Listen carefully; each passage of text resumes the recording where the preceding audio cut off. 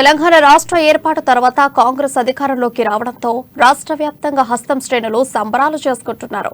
ముఖ్యమంత్రిగా రేవంత్ రెడ్డి ప్రమాణ స్వీకారం చేయడం, మంత్రివర్గ ఏర్పాటు చేయడంపై హర్షం వ్యక్తం చేస్తున్నారు. ఉమ్మడి కరీంనగర్ జిల్లాలో దుద్దిల్ల శ్రీధర్ బాబు, పొన్నం ప్రభాకర్ కు మంత్రివర్గంలో చోటు కల్పించడంపై కరీంనగర్ కాంగ్రెస్ నాయకులు ఆనందాన్ని వ్యక్తం చేశారు. తెలంగాణలో ఇందిరమ్మ రాజ్యం ఏర్పడిందని సంబరాలు జరుపుకుంటున్న కరీంనగర్ కాంగ్రెస్ నగరాధ్యక్షులు కోమటిరెడ్డి నరేందర్ రెడ్డితో మా ప్రతినిధి Srikanth face to face. Telangana రాష్ట్ర ఏర్పాటు అనంతరం రెండోసారి జరిగిన ఎన్నికలలో కూడా కాంగ్రెస్ పార్టీ ప్రభంజనం సృష్టించింది. ముఖ్యమంత్రిగా రేవంత్ రెడ్డి ప్రమాణ స్వీకారం చేసిన సందర్భంగా ఉమ్మడి కరీంనగర్ జిల్లాకు చెందిన ఇద్దరు వ్యక్తులకు కూడా మంత్రివర్గంలో చోటు లభించింది. కాంగ్రెస్ పార్టీ శ్రేణులు కూడా జిల్లా వ్యాప్తంగా సంబరాలు జరుపుకుంటున్న పరిస్థితి.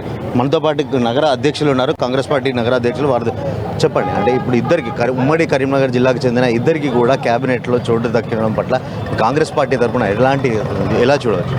ఇప్పుడు కాంగ్రెస్ పార్టీ అధికారంలోకి వచ్చిన వెంటనే రేవంత్ రెడ్డి గారు పాదయాత్రలో మరికొద్ది రజనీ అమ్మాయికి అన్యాయం జరిగిందంటే ఆ మాట ఇచ్చి దాన్ని నెరవేర్చినటువంటి పరిస్థితి మీరు చూసారు.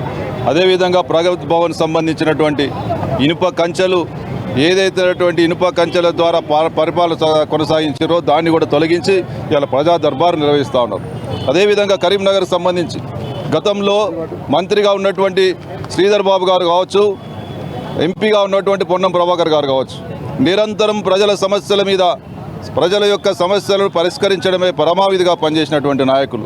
మరి వారికి ఇలా కరీంనగర్ ఉమ్మడి జిల్లాకు సంబంధించి శ్రీధర్ బాబు గారిని, పొన్నం ప్రభాకర్ గారిని మంత్రివర్గంలో ఇలా క్యాబినెట్ మంత్రులుగా ఇలా ప్రమాణ స్వీకారం చేసిన సందర్భంగా మేమంతా కూడా మరి వారికి అభినందనలు తెలియజేస్తూ ఇలా పండుగ జరుపుకుంటా ఉన్నాం. ఎందుకంటే ఉమ్మడి కరీంనగర్ జిల్లా నుండి శ్రీధర్ బాబు 5వ కూడా ఎమ్మెల్యేగా గెలిచిన ఘనత శ్రీధర్ బాబు సొంతం. అంటే నియోజకవర్గం ఎలాంటి ఇప్పుడు మంత్రివర్గంలో కూడా రెండోసారి మంత్రిగా కూడా బాధ్యతలు చేపట్టారు. దీనివల్ల ఉమ్మడి కరీంనగర్ జిల్లా ఎట్లా ఉండబోతుంది?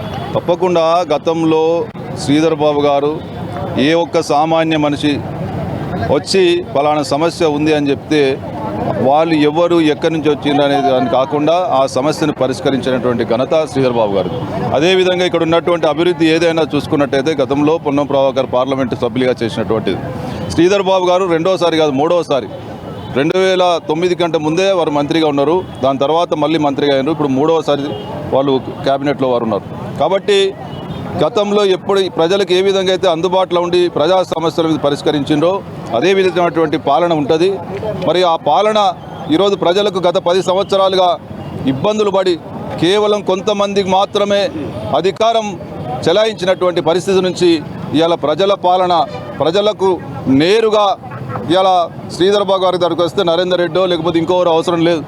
నేరుగా ఒక వ్యక్తి ప్రధాన సమస్య మీద వచ్చినట్టయితే ఆ సమస్య ఏందో తెలుసుకొని అప్పుడప్పుడే పరిష్కరించేటటువంటి ఘనత శ్రీధర్ బాబు గారిది. మీరు అన్నట్టుగా కూడా ఇప్పుడు ఇన్నాళ్ళు దొరల పాలన నుండి తెలంగాణ ప్రజలు విముక్తి పొంది ఇప్పుడు ఒక ప్రజా దర్బార్ కూడా ముఖ్యమంత్రి రేవంత్ రెడ్డి ఈ రోజు నుంచి కూడా చేపట్టిన పరిస్థితి. ఇది రాష్ట్ర వ్యాప్తంగా కూడా ప్రతి జిల్లాలో అమలైతే బాగుంటుందని చెప్పేసి ప్రజలంతా ఆకాంక్ష వ్యక్తం చేస్తున్న పరిస్థితి. తప్పకుండా అక్కడి నుంచి రేవంత్ రెడ్డి గారు సందేశం ఇవ్వడం జరిగింది. ఏదైతే ప్రగతి భవన్ ముళ్ళ కంచెను మరి తొలగించిండ్రో ఆ విధమైనటువంటి పాలన అన్ని జిల్లాల్లో ఉంటుంది. అన్ని జిల్లాల్లో ఈరోజు ఉన్నటువంటి నాయకులంతా కూడా ప్రజల సమస్యల మీద అవగాహన ఉండి ప్రజా సమస్యలు పరిష్కరించే నాయకులే ఉన్నారు. ఆ ఇండికేషన్ ఏదైతే ముఖ్యమంత్రి గారు ఇస్తుండ్రో అది తప్పకుండా అన్ని జిల్లాలలో ప్రజలు అనుభవిస్తారు. తప్పకుండా ప్రజలందరికీ కూడా ఏ విధంగా అయితే ప్రగతి భవన్లో ప్రజా దర్బార్ ఉంటుందో అన్ని జిల్లాల్లో కూడా మంత్రులు ఎమ్మెల్యేల దగ్గర ప్రజా దర్బార్ ఉంటుంది. ప్రజలందరికీ కూడా ఇందిరమ్మ రాజ్యం ఈరోజు చూడబోతూ ఉన్నారు.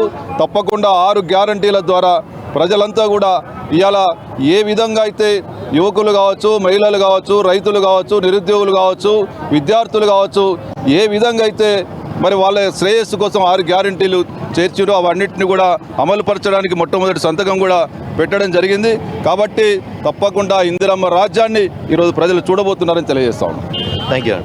మొత్తంగా కూడా దశాబ్ద కాలంగా కూడా దొరల బానిస సంఖ్యల నుండి తెలంగాణ ప్రజలకు విముక్తి కలిగింది. ఇందిరమ్మ రాజ్యం రాబోతుంది. తెలంగాణ ప్రజలంతా కూడా సంతోషం వ్యక్తం చేస్తున్నారని చెప్పి కోమటిరెడ్డి నరేందర్ రెడ్డి చెప్తున్న పరిస్థితి. కెమెరా పర్సన్ అరుణ్తో శ్రీకాంత్, అమ్మా న్యూస్, కరీంనగర్. దేశవ్యాప్తంగా సంచలనం సృష్టించిన ఢిల్లీ లిక్కర్ స్కామ్ కేసులో బిగ్ ట్విస్ట్ చోటు చేసుకుంది. కేసును దర్యాప్తు చేస్తున్న సంస్థలకు సుప్రీంకోర్టు కీలక సూచనలు చేసింది.